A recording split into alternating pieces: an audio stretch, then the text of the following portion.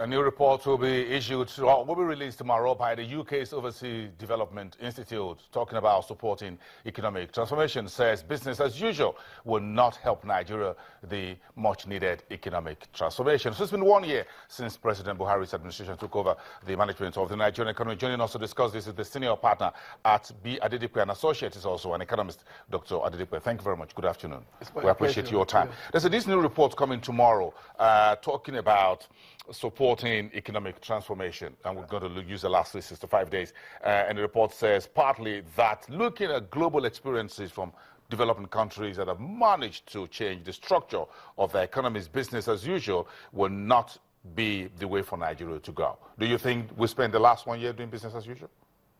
Well, more or less, I would say we had not made any radical shift, despite the implication of that in the budget for this year. So I agree with that 100%, that we need to approach issues differently. And of course, as we begin to also discuss this, my take on it will become very clear. But very quickly, I want to state this at the beginning, that the Nigerian economy is not in trouble. Because people think the economy is the one in trouble, but really, it's not the economy, the Nigerians and stakeholders in it that are in trouble. And that, in fact, is an understatement, because it is designed to point the direction of what the issues are with this economy. So what are the issues? What's a part of what this report, the President states, was that a slow economic transformation was what we've had, low quality growth, but we need to do something with the structure of the economy. Certainly. Have we been able to do something in the last 1 year, or were we preparing to do something? Well, I would say we've been more of preparing to do something. And that is in context of a couple of things that happened.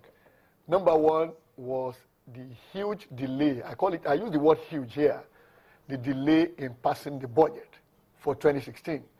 Now, many people have not been adducing the slowdown in the economy and a lot of the challenges we are facing today to that. But that really is the major cause of the delay.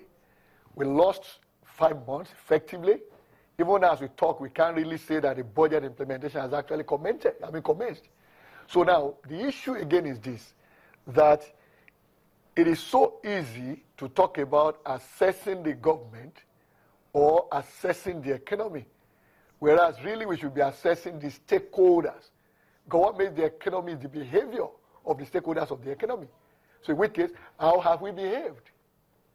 How has the government behaved in terms of leadership from the executive arm of government? How has the National Assembly behaved from the legislative side? How about the judiciary? How about the retailer that sells things by the roadside? How about the oil marketers? For example, government has been the one importing refined petroleum products since the beginning of the year. How come up until the price was revised upwards, there was scarcity? As soon as the price was revised upwards, suddenly all the stations were open, still selling the same products brought in by the government. What is the role of other stakeholders? Even the man who is waiting for dollars to come in, and he say all he can think about is having access to dollars, as if the life of all of us in the economy depends on the US dollar. Some survey say about 64%. NOI poll survey says 64% on average approval rating for the president since May 29, 2015. Do you think this survey talked more to President Buhari as a person, or talked about the economic activities of the government over the last 1 year? What does it speak to? I think it speaks to the person of the president, and also in line with the 3 focal points of his agenda for turning around the Nigerian society. Because the economy is a plank, security is another plank, and of course he talked about reforms, institutional reforms, that will help us fight corruption to a standstill. So that rating of 64%, in my own thinking here, weighs more on the side of his commitment to security and his commitment to the fight against corruption. But then the remaining 36% taken away from him will represent how they perceive his performance regarding the economy. So I don't have any opinion that differs from that. If I'm to do a personal rating as well, I'll probably put the rating at between 55 and 60%, personally. Part of the report that will be released tomorrow states that by the ODI says that the government has the opportunity, quote here, to promote a number of carefully selected projects that demonstrate that projects that progress in export-oriented transformation can be made. That's right. Now, I find it interesting because some 12 years ago, I was also on the platform of ODE in London, when we proposed that Nigeria should adopt excess crude policy. Okay, at the time, we talked about it here, but our government of the day never listened. But the same ODI brought the idea back as part of recommendations to the government, and we adopted it. Now is an issue we talk about back and forth today. So the issue is this: if you must change the economy, then we have to sit back and tell ourselves, what are the specific things that must change? And that's to do with orientation. And that also means that it must be demonstrated from the top. And that is the leadership itself.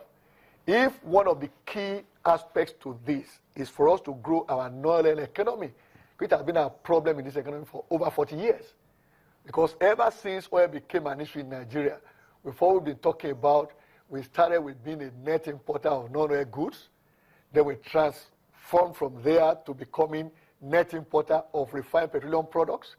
So where we now became a net importer of everything. So the issue is simply that until that particular orientation changes for the economy, we are not likely to see any different from what we have seen. It will remain to be business as usual. So programs, projects, and policies, those are the three planks to this. Okay? This must be aimed at truly strengthening the non-oil economy.